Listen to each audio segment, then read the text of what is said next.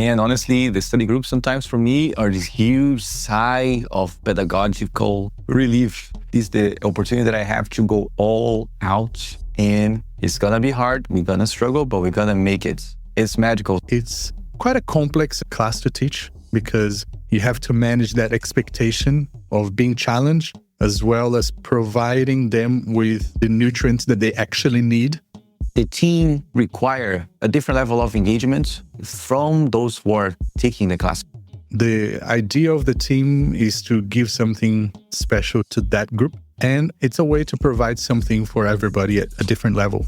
One of my biggest achievements as a teacher is to see a person get into the study group after having seen them in basics 1. Stay in this study group mindset no matter what class you go to, even if it's not a study group class. If you can do that, your dancing will be amazing forever. Yeah, when you don't have a teacher managing the thing, you engage one of the most powerful ways of learning, which is horizontally. You're learning from your peers. You might not know the technique, but you know when something feels good or not. So you tap into that, and that's so powerful, that's so precious. What exactly is a study group? And how can it fast-track your dance transformation? Is it a teacher-led progression, an exclusive dance team, or a jam session with friends? And how can a study group mindset transform even the most basic class? Well, let's find out. Hello everyone, and welcome back to ZoukNerds. In this episode, Gui and I explore study groups and other alternative modes of training. We break down the freedom of teacher-led groups, the pros and cons of specialized teams, and the power of shared learning. Let's rediscover how to stay hooked and keep your dancing evolving. So, let's go!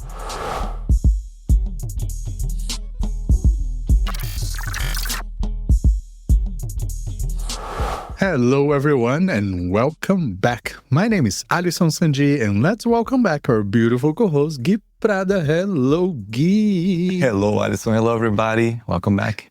And in today's episode, we're going to continue the theme that we introduced in the last episode when we were talking about practicas and ways to train and evolve that are not only your regular classes, your beginner, intermediate, level 1, level 2, and so on. Today, we're going to be talking about study groups. What is it? How can you run it? How can you learn anything from it? And what do we really mean when we name something like a study group? Well, I think this really varies from place to place, from teacher to teacher. So we're going to try to cover all the options that we can think of. And I think the first one that I want to talk about is something that we developed together at District Zouk, which is the study group that is teacher managed, but as a progression to your regular classes. So what do we mean by a study group that follows your progressive courses? Well, your students, after maybe 6 months or 12 months, when they have gone through all of the courses and all of the levels, or maybe for those of you who are in a smaller community that only have 2 classes a week or something like that, that study group would be like an open themed class, maybe a conceptual class or a technique class where there might be a theme or maybe not. Maybe it's one of those classes that I think are the best when you just trust the process, you trust the teacher, you show up and you go like, okay, here we go.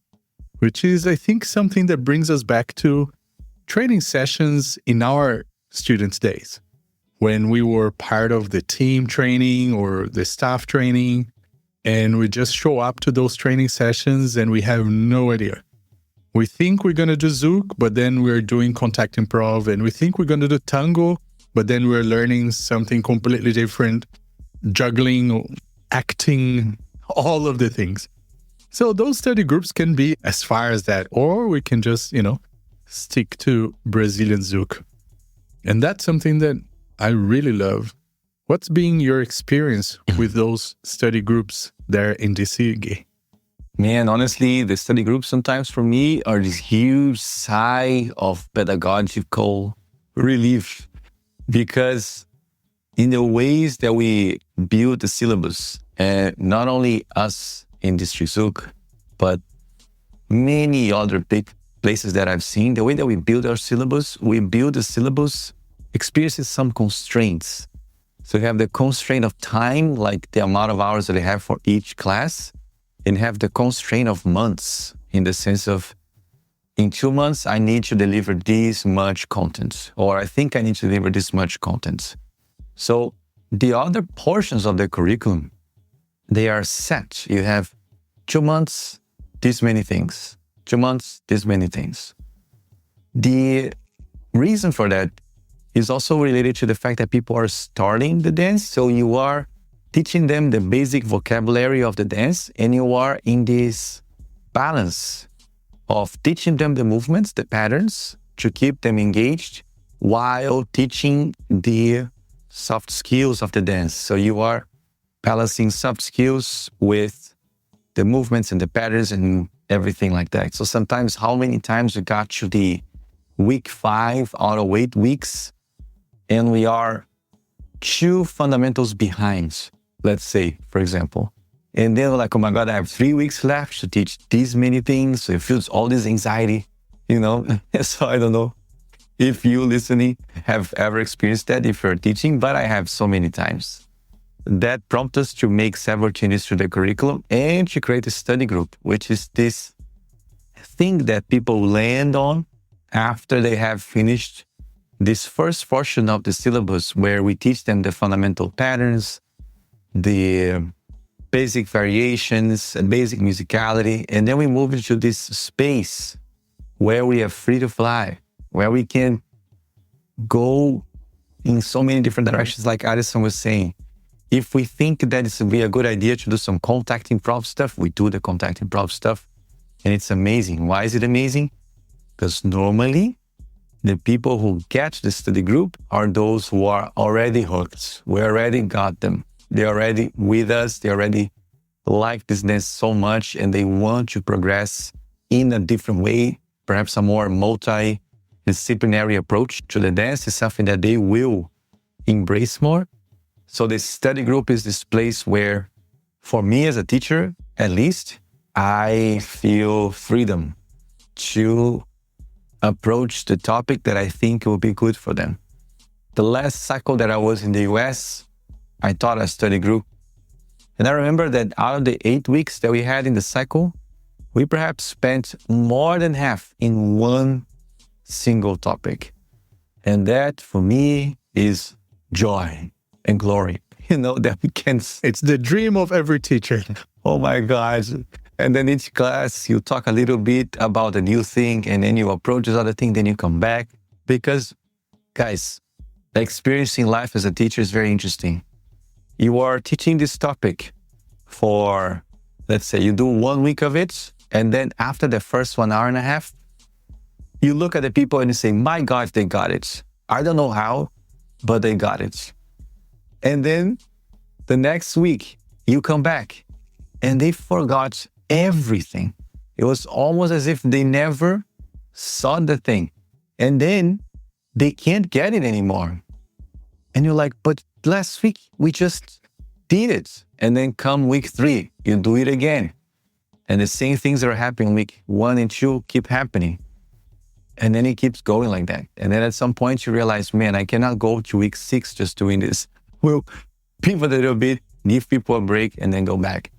Why am I saying all this? Because we have the freedom to do this, So that's why I like the study group in the way that we do the study group a lot, because it's this freedom that we have to approach the topics in the way that we think are going to be good for that group of people over there.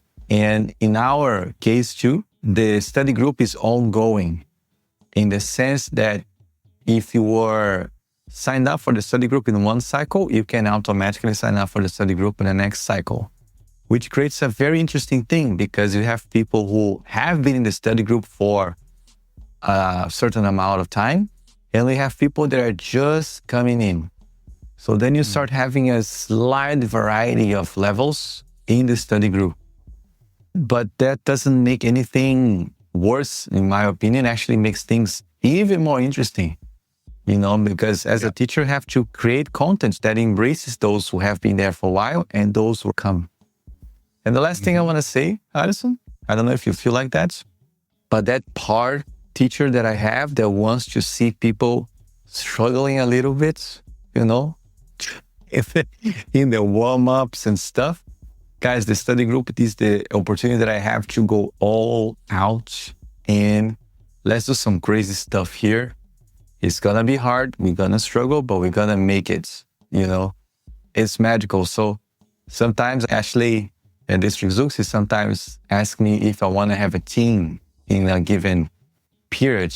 And I sometimes say that I would prefer to just teach the study group because I think it's, I don't know, I like it a lot. So this is my long answer, Addison. I don't know if you have been doing study groups there in Taipei. I know you have a team, but how would be your experience with it?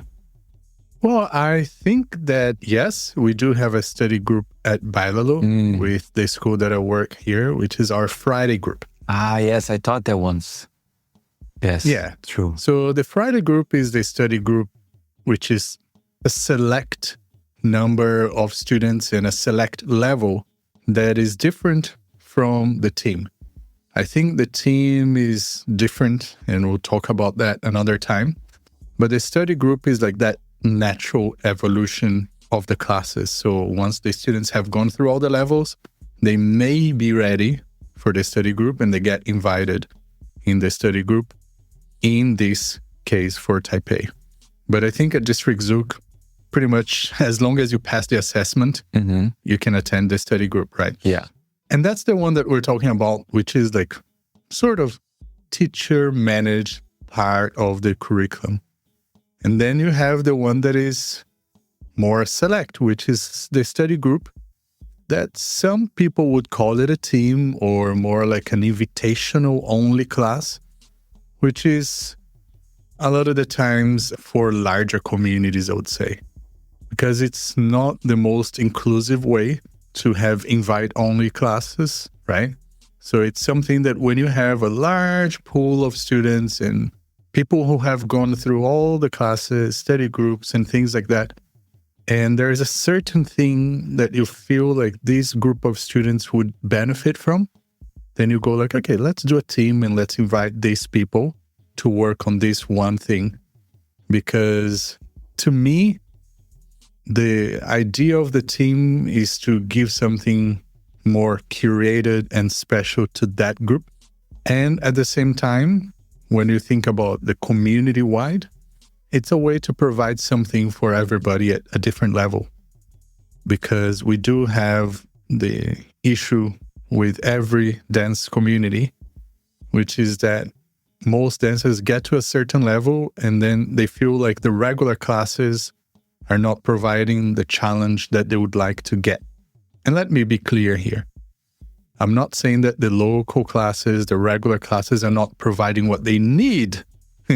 Because most of the times, what they need is in the regular class. But they don't feel like they need that. They feel like they need something more. And then, yes, we may do a team. And in that team, we provide a certain level of challenge that, yes, is way above all the other classes. But also, we get to pull them back and work on the things that they need from the basic classes. It's quite a complex and sometimes difficult class to teach, this select study group / team, because you have to manage that expectation of being challenged, as well as providing them with the veggies and the salad and the nutrients that they actually need, not just the dessert, not only the sugar and the food that suits them, but we need to give them, the veggies.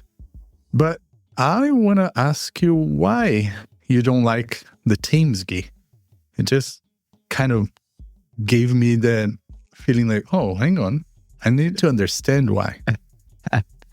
No, it's not that I don't like the teams. It's that sometimes I prefer the study group. I prefer teaching the study group at times. I like the teams. I enjoy that whole process of creating one. The auditioning process, the intention behind the team, like the themes that we're going to approach. My experience with the teams, and this is more recently, I would say, because in the past, I had a great time and I wanted to have a team all the time. More recently, my experience with the teams have been more inconsistent. And I really like consistency. So this study group is more consistent in my limited experience. The study group is more consistent in attendance. There is more consistency in interest. For example, my latest team, I wanted to build a very intentional group of people. It was a small team, only 6 couples, 12 people, which, opening up for you guys here, is basically a team that we would lose money because in order for us to pay for the class, we need to have more people, I think. So you would do like this accounting juggling to make the team work financially. So I had less people and that it was to be very focused and very intentional.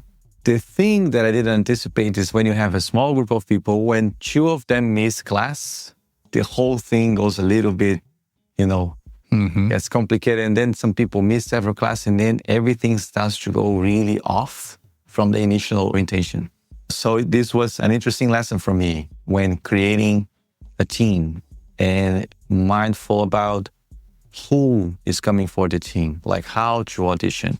The audition process, perhaps not only watching them dance or asking to do things. The audition process also involves having a conversation with each member of the team, almost like a interview, So the team, if you want it to be like a very intentional thing, it would require a different level of engagement from those who are taking the class, for those who are coming from the team, And then I realized that in the study group, people were easily coming, easily being engaged. I didn't need to do any effort for it, So something in the study group is rolling so nicely and it's so easy that in these instances, I chose to teach the study group. It was easier. And for some reason as well, sometimes the team feeling kicks in. And sometimes the people who come for the team, they don't come for the social or they don't dance with other people as much. It was funny because for the team auditions, I would see people that I would never see otherwise. I don't see them anywhere. They're just coming for the teams. Yeah. And that for me, I don't know, I felt something about it. And I realized, man, these people who are coming for the study group, I have watched them grow from basics 1. So one of my biggest achievements as a teacher is to see a person get into the study group after having seen them in basics 1. Basics 1 is our first course. So you see their progression over time, and then when you see they're in the study group, so the level of satisfaction that I feel, the level of, a weird sense of accomplishments that you feel and pride, you're proud. Yeah, proudness. Yeah, you're proud because the person is there. It's a very different feeling that I realized I was having in comparison to the auditioning process for the teams. I don't know if that resonates with you, Addison, in any way, but I started to notice these things in myself. And it's something that I'm still working on for the next phase of my teaching life now, 2026, and how I'm going to hold an audition or build a team or what I'm going to do with this group, But the study group is this steady, reliable source of joy and proudness because I have seen people progress and I have seen their struggles all the way to a place where they are with a group of people that are doing chicote to the side and chicote to the left and cambri and turns and all this, doing all the cool looking things while at the same time having experienced and have continuously experienced learning as a group in a group setting, and they're still learning in a group setting, and that's their interest, to continuously learn in a group setting. Like you mentioned before, Addison, that it's not something present sometimes after someone reaches a certain level. So the study groups put me in touch with people who are still in the vibe, let's learn as a group.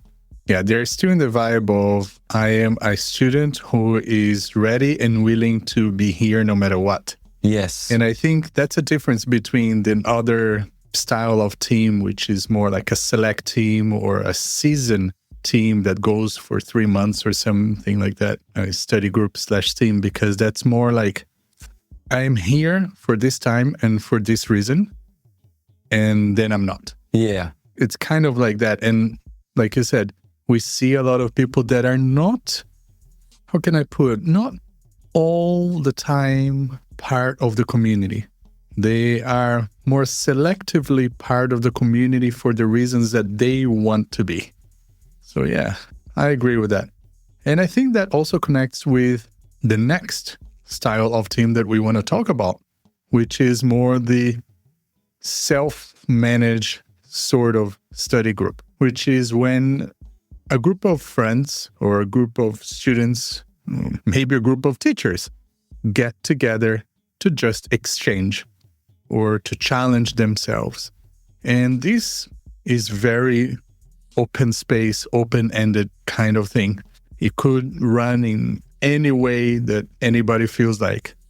But for example, it could be a group of 3 couples that choose to rent a venue or just meet up somewhere and go over an online course or go over some movements that they learned in a festival or on a weekender, or go over some videos. They found something cool in a video and they want to just try. They don't really care if it's going to be perfect and great and whatever.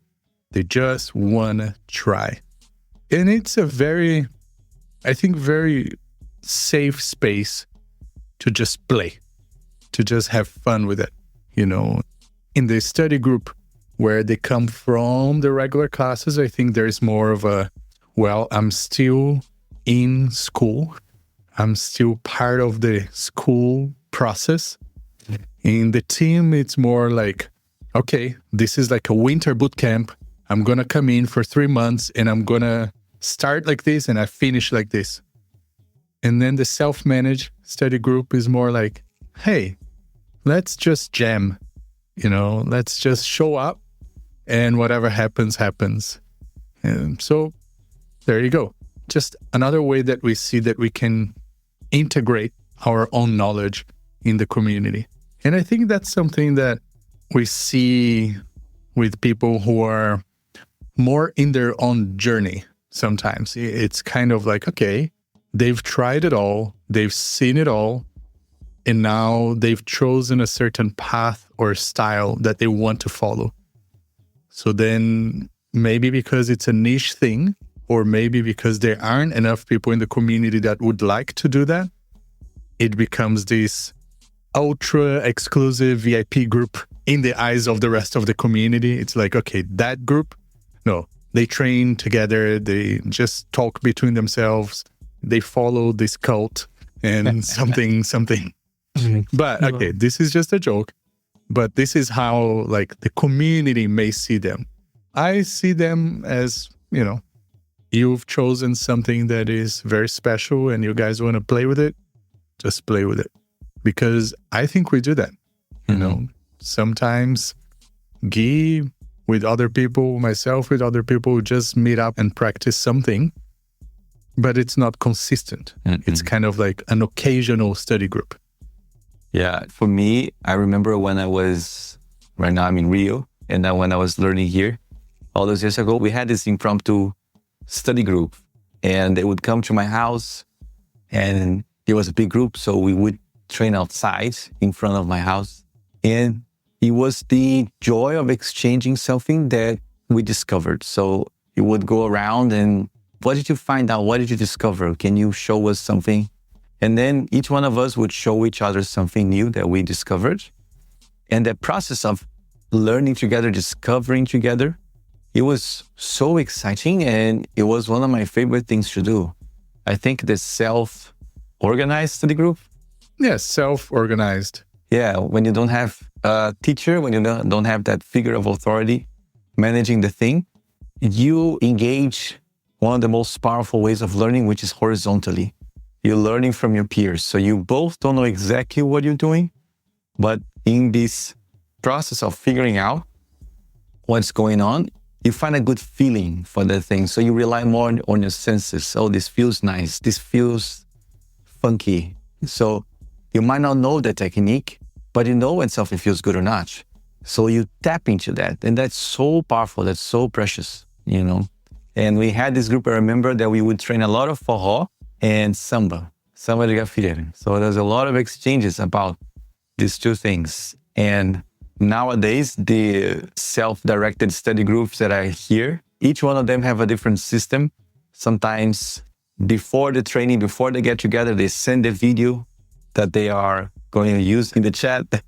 To send a video, the moment of the video, let's practice this. Sometimes if, like Addison said, if you're studying an online course, I've seen people that project on the big screen, the online course, and they do it together. Guys, this is so valuable.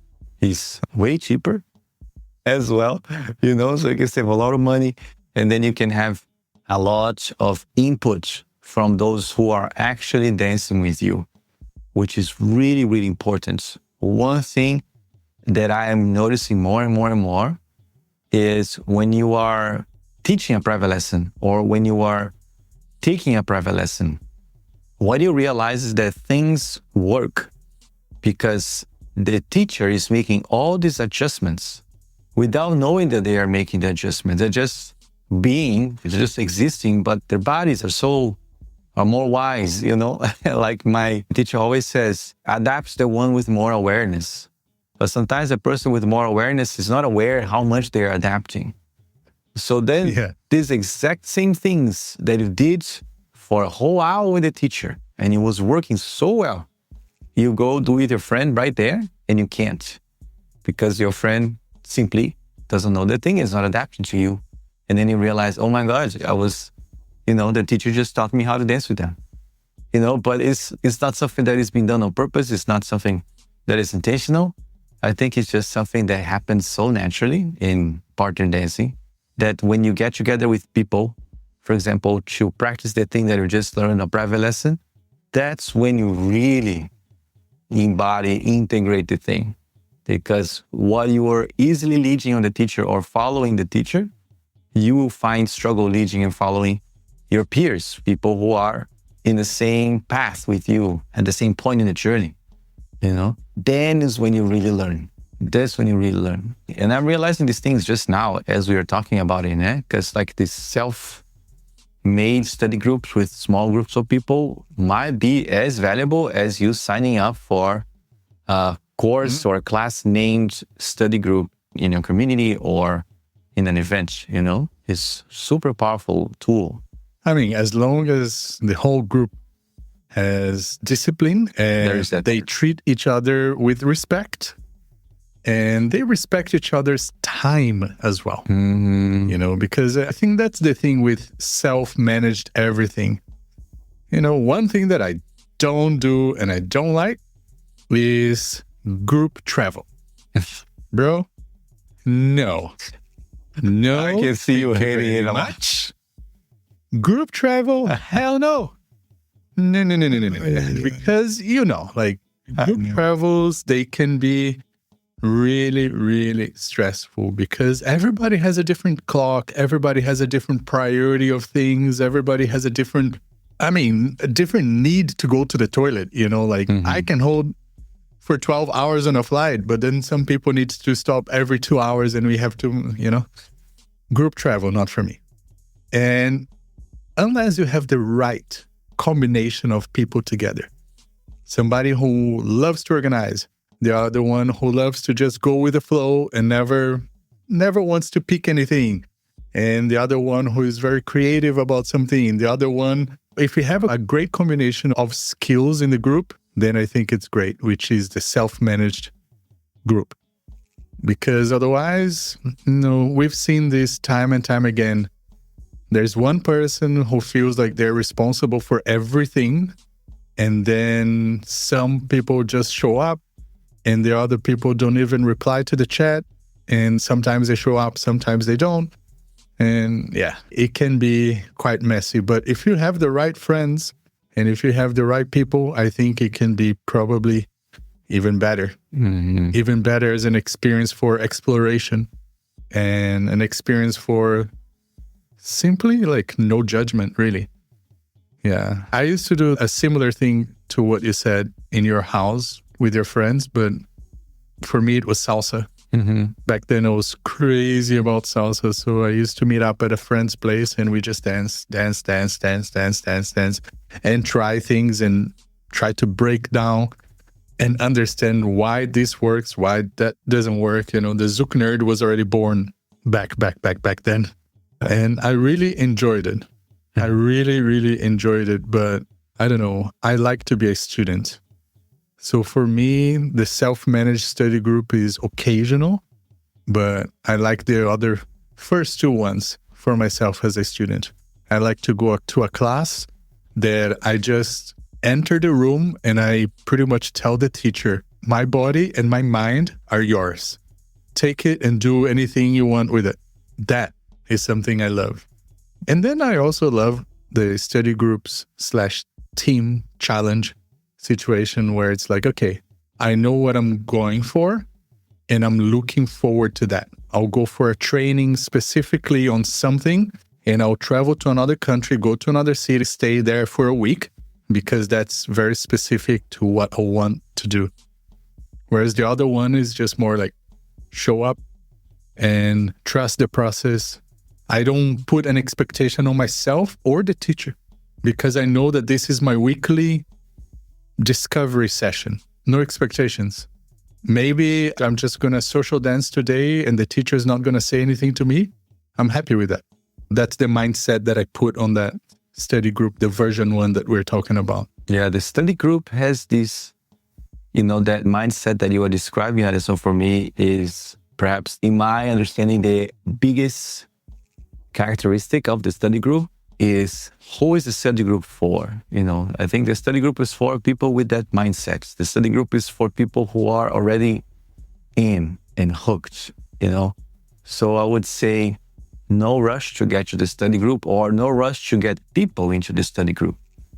Because this is the opportunity for us as teachers to go a little bit deeper, to talk about topics or to stay in topics that otherwise people who are not hooked yet might feel bored or not see the point in this topic, In a study group class one time, we spent the whole class, the whole an hour and a half-ish, just push and pull each other. Almost the whole time. I wouldn't be able to do this in a different setting and feel confident that people are, present in the exercise, So I feel very comfortable with the idea of wait a little bit to get there. Take your time. There's no rush.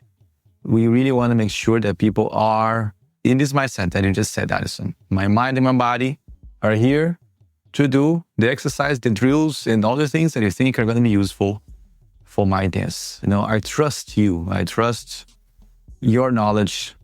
I trust what you have to show me. I trust what you say you think is going to be good for my dance. And that's why, again, your study group feels so good to me because I don't think that I need to convince people anymore. It's just a little bit.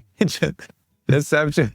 Of course, there is always this process, but it's not the same as doing a workshop on a weekend or doing our really early levels in our syllabus.